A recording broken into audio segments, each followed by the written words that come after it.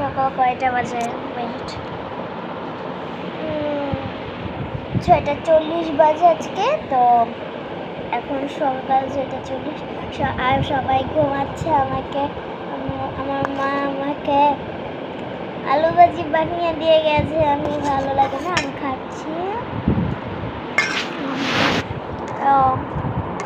দারুণ। একটা কাজ খেয়েছি, এটা এত বলছিলাম এত দিও না, এই মা বলছে অর্ধেক খেয়ে রেখে দিয়েছ। অর্ধেক খেয়ে আমি রেখে দিব। এই যে একটুকে এখন দিয়েছে। সবাই ঘুমায়। কি মন ভালো লাগলো মিনি ব্লগটা, আমার একটা ফার্স্ট মিনি ব্লগ। তো সবাই ভালো থাকবেন। আসসালামু আলাইকুম, টাটা।